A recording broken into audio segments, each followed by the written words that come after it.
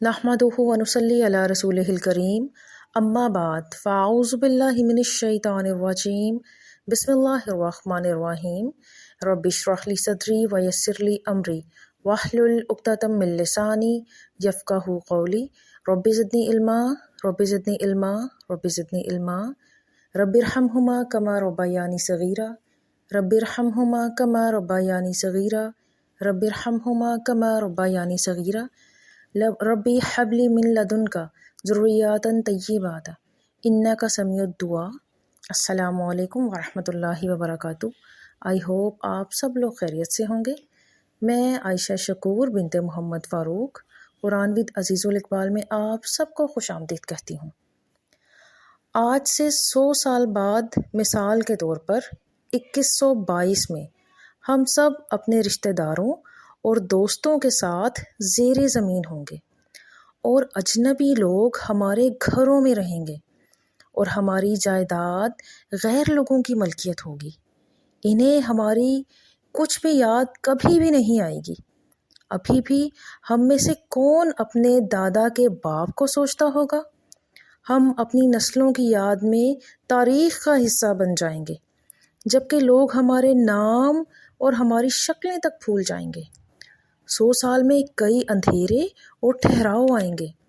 तब हमें अंदाज़ा होगा कि दुनिया कितनी मामूली थी और सब कुछ और दूसरे से ज़्यादा पा लेने के ख्वाब कितने नादान और खसारे की सोच के हामिल थे। और हम चाहेंगे कि अगर हम अपनी सारी ज़िंदगी नेकियां समेटते और नेकियां करते हुए गुजारते तो वो मौका आपको पता है कि आज खुशकिस्मती से हमारे पास मौजूद है। अल्हम्दुलिल्लाह अभी ज़िंदगी बाकी है। जब तक हम बाकी हैं हमारी ज़िंदगी भी बाकी है। गौर करें और बदलें अपने आप को। अल्लाह ताला से हिदायत मांगें कि अल्लाह ताला हमें हिदायत दे। कुरान पर गौर करें, कुरान पाक की तिलावत को मामूल बनाएं।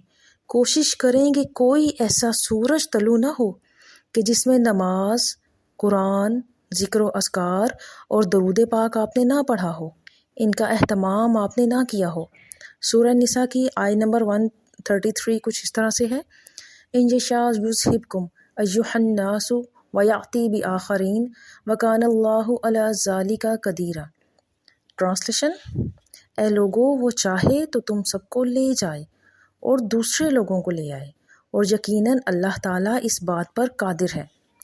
नेक्स्ट सूरह निसा आय नंबर 134, मन काना युरीदु सवाबद दुनिया फ़इंदल्लाहि सवाबुद दुनिया वल आखिरा वकानल्लाहु समीअम बसीरा। ट्रांसलेशन, जो कोई भी दुनिया का सवाब चाहता है तो सवाब अल्लाह के पास है, दुनिया का भी और आखिरत का भी, और अल्लाह ताला सब कुछ सुनने वाला और देखने वाला है। हकीकत यह है कि अल्लाह ने मोमिनों से इनके नफ्स और इनके माल जन्नत के बदले ख़रीद लिए हैं। अब यहाँ पे किन लोगों की बात हो रही है और किन लोगों को जन्नत मिलेगी किस चीज़ के बदले में, ज़रा इस पर गौर करें। यहाँ पे बात हो रही है मोमिनों की, और इन्हें जन्नत किसके बदले में मिलेगी? नफ्स के बदले में और माल के बदले में। मैं इसको दोबारा से रिपीट करती हूँ कि अल्लाह ताला ने मोमिनों से इनके नफ्स और इनके माल जन्नत के बदले ख़रीद लिए हैं। वो अल्लाह की राह में लड़ते हैं और मारते हैं और मरते हैं। इनसे जन्नत का वादा अल्लाह के ज़िम्मे एक पुख्ता वादा है। तो रात इंजील और कुरान पाक में और कौन है जो अल्लाह से बढ़कर अपने अहद का पूरा करने वाला हो? बस खुशियाँ मनाओ अपने इस सौदे पर जो तुमने अल्लाह ताला से चुका लिया है। यही सबसे बड़ी कामयाबी है। सूरह तहरीम आय नंबर 11 कुछ इस तरह से है, रब्बिब्नी ली इंदका बैतन फिल जन्ना, my lord build for me a home with you in जन्ना। ए मेरे रब, मेरे लिए अपने पास जन्नत में मकान बना। आमीन या रब्बुल आलमीन। दुनिया में ख़ुद को अल्लाह की ज़ात के सिवा किसी इंसान का मोहताज ना बनाओ, क्योंकि जब कोई इंसान आप पर मेहरबान होता है तो आपकी बुराइयां भूल कर अता करता है, اور جب وہ آپ سے ناراض ہوتا ہے تو آپ کی اچھائیوں کو بھول کر عطا روک دیتا ہے۔ اب اس شارٹ سے پیراگراف میں کس کا ذکر ہو رہا ہے؟ انسان کا ذکر ہو رہا ہے